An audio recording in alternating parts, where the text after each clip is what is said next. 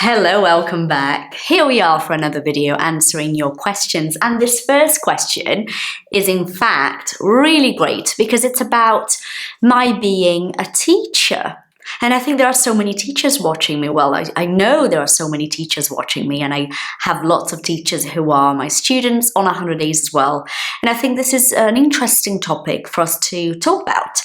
This question is, at the beginning of your career as a teacher, did you feel some kind of imposter syndrome?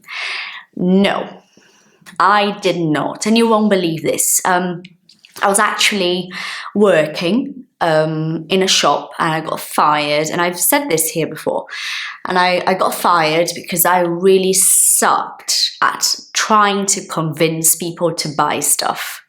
You know, and so I lost that job, and I then had this idea of trying to teach English to people because that would give me the opportunity to work for myself, to not have to have a job where I had a boss, because my relationship with bosses was not so healthy, put it that way.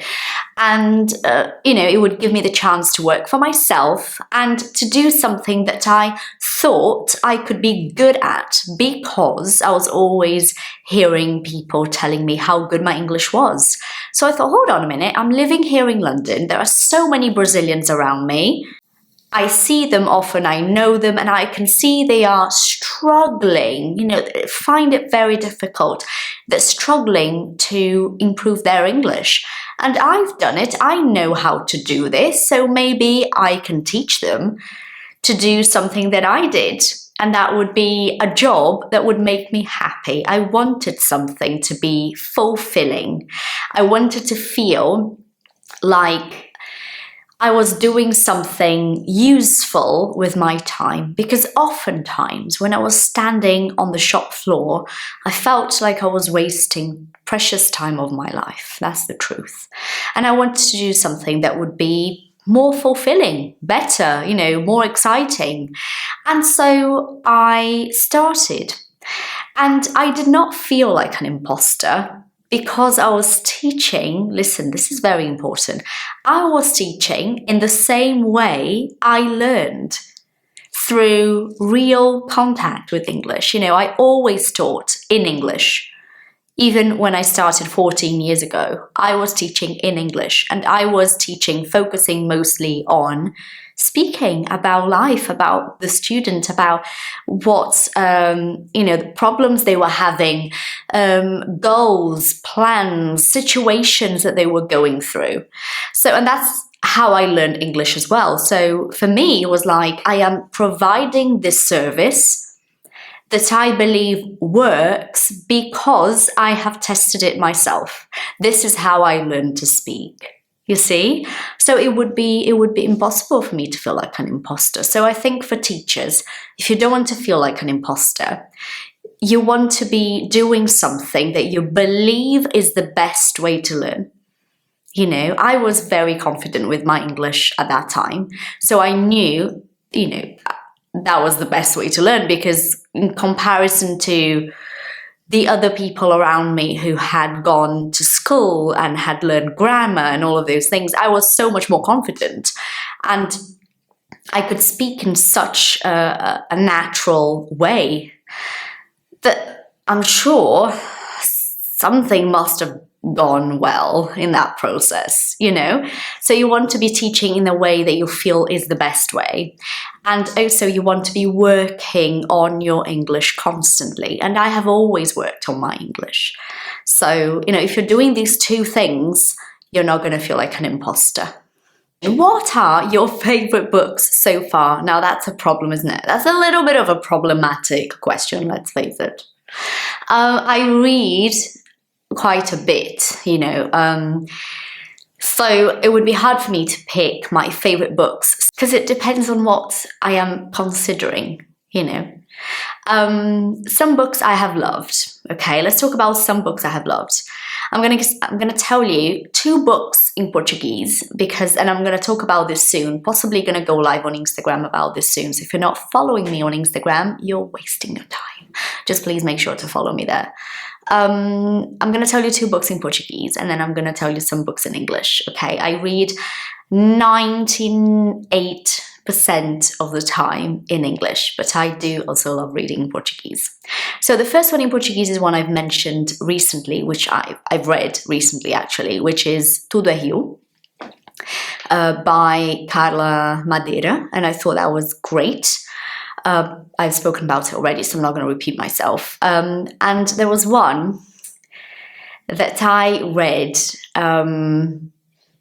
many years ago. I think it was in 2009, 2010-ish. I read this book in London.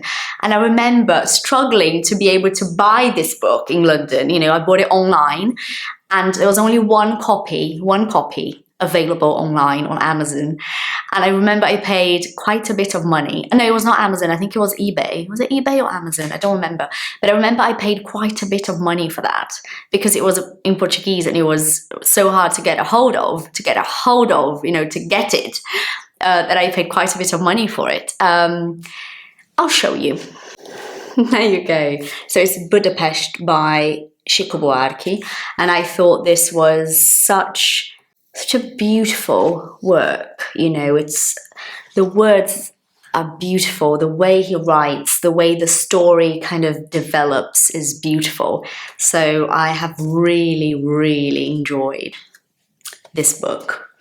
And now for some books in English. Like I said, it's going to be really hard for me to say my favorites, you know, my favorite books of all time. I don't know, but I remember reading The Adventures of Huckleberry Finn by Mark Twain, and this is the actual copy that I read, you know, and I bought it in a second-hand shop, things you buy that have been previously owned by somebody else, and it was so cheap. Let me see if the price is still here. Sometimes it stays. No, it's not here anymore, but it was so cheap. I think it must have been about £2 maybe. Yeah, £1.50, £2. And I had to read this for university. I was studying American literature. Well, I was studying English literature, but one of the subjects I had in that particular semester was American literature, which is why we were reading Mark Twain. And I absolutely fell in love with this book. I just loved it. So this is definitely on my list of favorites. I read one last year that I have loved and I have told you guys about, which was Maybe You Should Talk to Someone. I was so I enjoyed that book so much, and I love the way she writes. I just love the way she expresses herself and how she can make us feel exactly the pain or the relief and joy from those characters.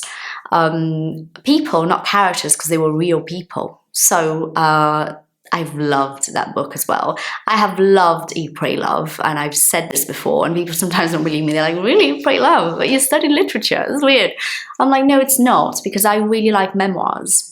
You know, I really like people talking about themselves. I find that very fascinating. And I really enjoyed Eat, Pray, Love so much. I would probably read it again. I've read it 3 times already in different times of my life. And I like to reread books that I've loved to give myself the chance to see whether I have changed as a person, you know. I have loved deeply, very deeply actually, a book I read last year as well, which was 1,000 Splendid Suns. Extremely sad, heartbreaking, and poetic, and so human at the same time. So these are some of the books I have loved and some of the books that I consider my favorites, but believe me, loads more. One more question.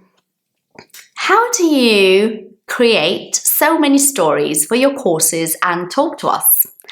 This is the thing, I don't create stories, I tell stories that are real. I am not big on fiction, you know, even when it comes to writing, I don't like writing fiction. I love real life, which is also why I like memoirs, see? And so the stories on 100 Days are all real. They're all about my life. And the stories I tell you guys on Instagram and, you know, things I share, like when I spoke about this pen, for example, all of those things are real, everything. And so what I do is I observe. I pay attention to what's happening in my life. And I've always been like that. You know, so when I was able to then write 100 stories for 100 days, it's because I have paid attention to the feelings I was going through and the things I was experiencing and how those things were shaping me as a person.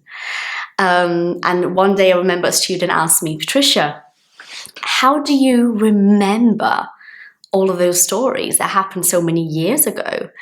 And I said, well, how could I forget? You know, I think when you live a life that has purpose and meaning, and you're paying attention to your life, you will notice that we remember so much of it. It's just that we don't think it's important. We don't think our life is important. We don't think people are going to want to hear about our stories, but I think we're just unaware of how much we could be helping people if only we shared more and we spoke about struggles and challenges and failure a little bit more often. So I think this is it. Thank you for watching this video. I hope it's been entertaining and enjoyable and that you've practiced lots and lots of listening today. See you later. Bye.